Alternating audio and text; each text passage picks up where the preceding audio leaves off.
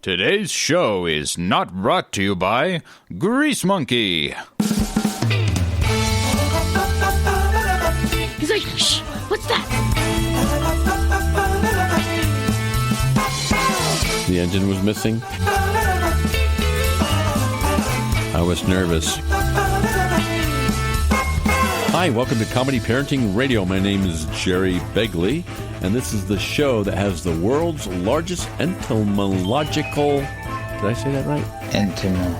Entomological. Entomological collection of houseflies. Thousands of houseflies pinned to a board. We grow them ourselves. By that, he means we cut open the Venus flytrap once in a while. Today's show is Bad Mechanics Are Us. Stay tuned.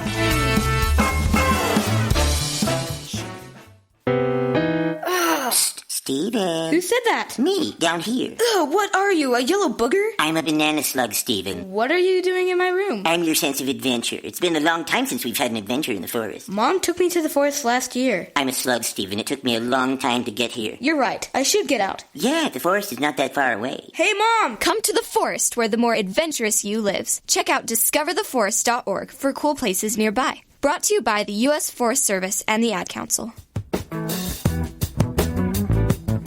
Comedy Parenting Radio in the little cubicle.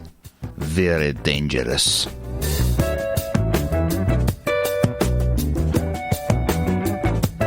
You're back with Comedy Parenting Radio. Bad Mechanics Are Us. We like to save money on stuff, so we fix things ourselves, like the washing machine. Do you know how much it would cost to fix a washing machine if we had some other guy do it? I have no idea, but $80 an hour, plus he has to drive 100 miles here and back, And he charges us for that. It would probably be Dad's entire paycheck. Yeah.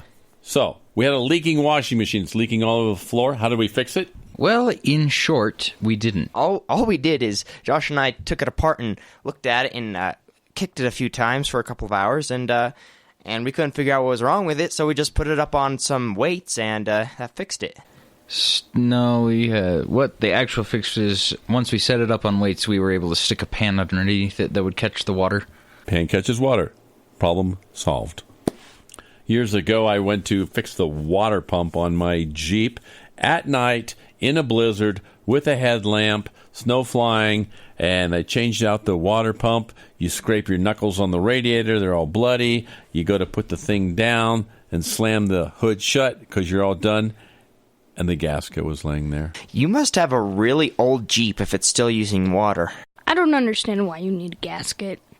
That's like a tiny part, okay? Think about all the other parts that you put in there. Why would it need that tiny little thing? Don't you guys understand what a gasket's all about? It keeps things from squirting everywhere. Yeah, I know that, Roy, but anyway, had to redo the whole thing with a gasket at night in a blizzard. Maybe if you don't put in all the gaskets in your vehicle, you'll end up in a casket. There was this one time where we fixed our sister's truck, and the door was completely caved in, wouldn't open. It was just a solid piece of metal there. It got hit by an elk and bashed in the side of her door. Yep. You could say it was in quite a fix. She said we couldn't do it. She said we shouldn't do it. She begged us not to do it.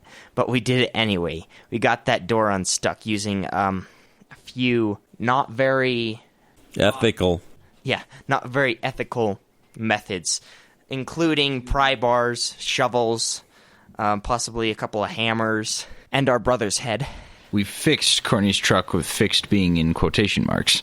We might have caused more problems to that door by us fixing it. You haven't lived until you took the panel off the inside of the door and just took a shovel and beat on the door from the inside facing out to sort of punch it out a little bit. Yeah.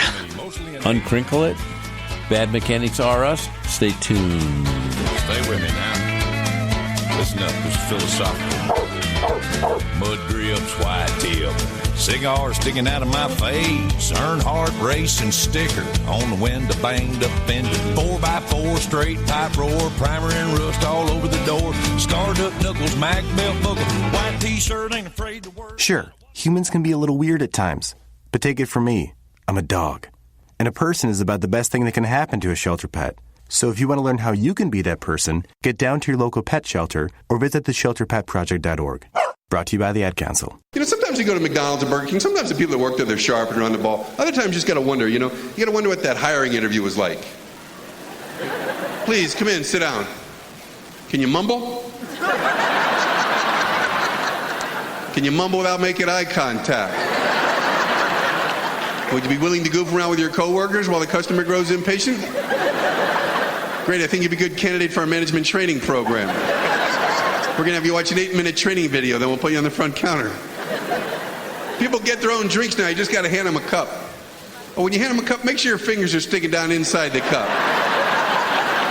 That's our policy. And you just give them a bag of food and you're done. There's no need to say thank you because we wrote that on the trash box. Comedy Parenting Radio. Because you need to laugh.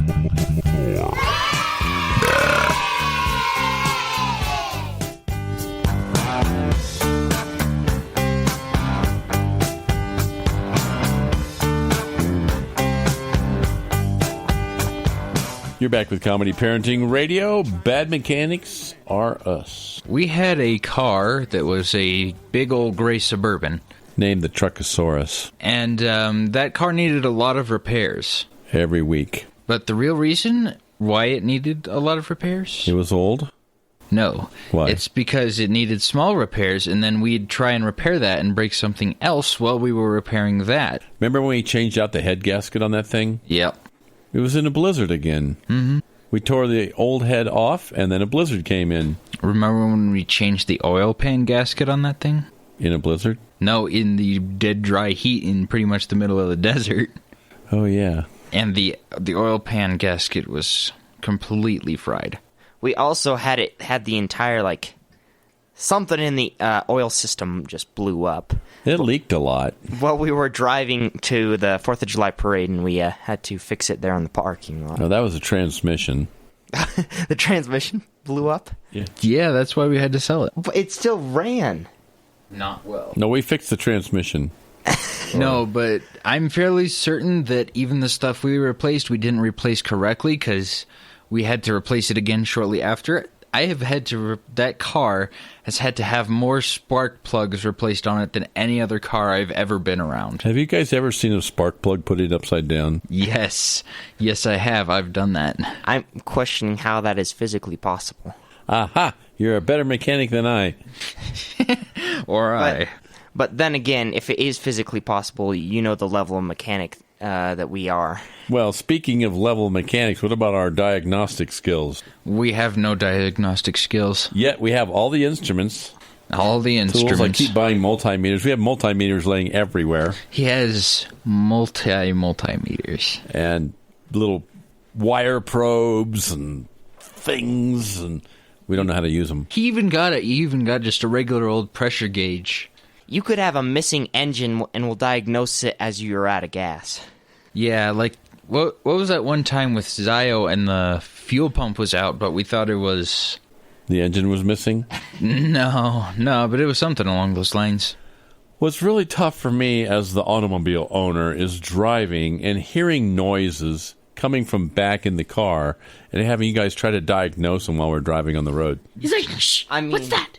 Do you hear Shh, what's that? It's true. And I'm like, can't you guys hear that?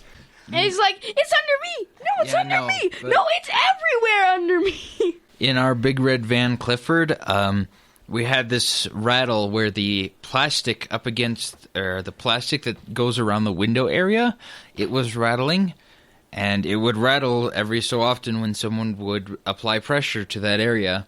And then Dad would go, wait, do you guys hear that rattling? And we're like, yes, Dad, it's the window again. No, and then, it's the tires. And then a day later, he's like, wait, do you guys hear that? Yes, it's the window rattling. But wasn't I right? Our brakes finally died. Yes, the brakes finally die. They died. Literally like a year later. It was a grinding, nasty grinding sound like taking a shovel and putting it against a oat grinding wheel of stone. As opposed to an oat grinding wheel made of cotton candy. Our brake rotors have more grooves, have more hills and valleys than the Rocky Mountains. I don't think people know what rotors are. They're the thing that the brakes push against to stop your car. Yeah. It's kind of like an enormous, like, disc that this, like, rubber thing presses up against, and it's, like, really good, and if your brake fluid What line is rubber gone, thing? then pop your car into first of gear. the calipers. You know what happens if your brakes are rubber, Josiah? They would die very quickly. They would catch on fire. It would smell like burning rubber every time you stopped the car. And you would only be able to stop about twice before the entire rubber system comes off. Instead, it's made out of asbestos. For the best asbestos west of the Alamo. Hey, Elijah, aren't you working on a big old lawnmower? Yep. How's that going? Well, in our family, we have a very bad track record for changing oil. True. There was this one time where we spent 2 hours just trying to change the oil. And that was with three of us there. Why did it take so long? I honestly don't know. Couldn't find the right wrench to fit on the oil drain plug. Couldn't find the right wrench. The car hadn't been parked correctly. My hair was lit on fire. It was just a whole bunch of minor issues. And people get underneath the car and they start pointing things out that are wrong underneath the car. I'm like, focus, gang, focus. We're just here to change the oil. And they're like, the brake lines are cut. The tailpipe's dragging. What? So, you can picture this. If it took us 2 hours and 4 people there to change oil, if you have one person, which is me, it took me 8 hours. I was working for 8 hours on that mower, and the only thing I accomplished was to change the oil. 8 hours? 8 hours. 8 hours for an oil change. If we charge by the hour, let me think. Are you trying to bolster your wages? That's a $200 oil change. I mean... with $15 worth of oil. Yeah. I mean, I actually didn't even get the entire oil changed. I only got it drained. I didn't even get the filter off. Let's just add another 8 hours to get the filter off, and then we'll add 8 more hours to get the actual oil put back in. It's just 24 hours. About a 24 to 36 hour oil change. It was... that didn't work, but... It was such a depressing day for work. Oh, man. Our family hasn't really had a very good track record with small engines anyways. Or grease guns. How come grease guns never work for us? I don't know. You tell me. I think I buy big tubes of grease with giant air bubbles already in the tube. It may just be around for so long that it formed its own air bubbles. Oh, it's true. It's like... it's decomposed. It's the ancient Anasazi grease bubble. Joshua, what were you saying about bad track record of small engines? Yeah, our family hasn't had that great of a track record with small engines. I've ruined a few. More than a few, and I've ruined a few of my own fair share of few engines. I've also ruined big engines, too. Hey. And mid-size engines and motorcycle engines, and... But I digress. One small engine that we have a lot of trouble with is the chainsaw. Oh, yeah. There was this one time that we took the chainsaw with us to go cut down a tree, and we tried to start the chainsaw for the longest of time, and we couldn't get it started. For the longest time. Whoa. For the longest time. Your hearing in the hall. But anyways, apparently what it was, after we took the special chainsaw wrench out and started taking things apart and cutting off bits, the spark plug was screwed out. It wasn't even in. It was just sitting there. I don't think... I've never heard anyone say when something isn't screwed in properly, that was screwed out. So tell me, what did we do to fix the chainsaw that was screwed out? Boy, I wonder. We screwed the spark plug back in. And did it fire up? Yep.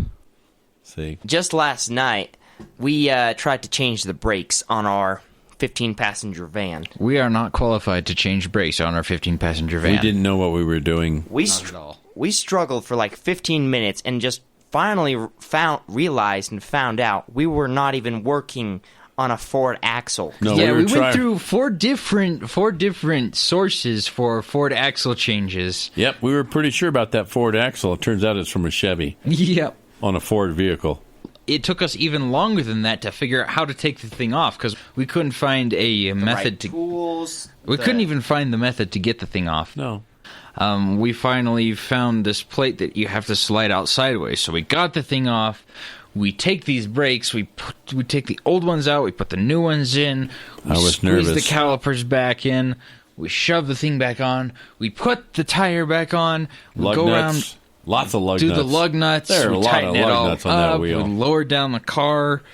And then we go around to the other side to do it again. Take it all apart. It all apart. Yeah, lug nuts off and all that. Wheel. I'm about to put in the brakes, and then we find these springs. I realized that they had put the wrong brakes in on the other side. The inside brakes on a car are actually side dependent. Yeah. So that is true. You can mess up putting in brakes. And we did royally. Go ahead. So we had to go back around to the other side, jack that side back up, put a thing underneath that side, take the tire off, take the lug nuts off. After you take off the tire, of course, take the brake out, pound out that whatever tab thingy. Yeah. Get all the way back through it, then take out that brake, put in the other brake. Wait a minute. What? Before you put it in, Elijah is standing there with both of the brakes in his hand. I'm like, which one is the correct one to put back in there again? And one he's potato, like, two potato. like, how do you know which one is the right one to put in? Yeah, no. But I was correct, again, though. they are side dependent, so that it can only go in. So if you look in the time and parts catalog, it takes about a half hour to change out both of those brakes. It took us from 4 o'clock to 7 o'clock, about 3 hours. About 3 hours. About 6 times longer. And we had 3 times as many people, or 4 times as many people. Yeah, 4 times as many people. You've been listening to Comedy Parenting Radio. Bad Mechanics Are Us. Do not send your car to us to get fixed. Otherwise, it will be dead.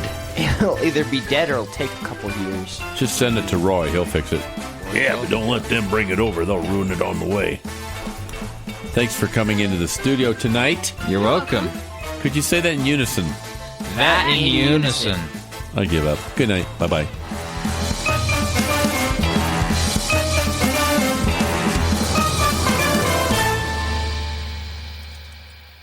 I think we're going to go try and just fix a unicycle to begin with. Can we add on my airboat engine?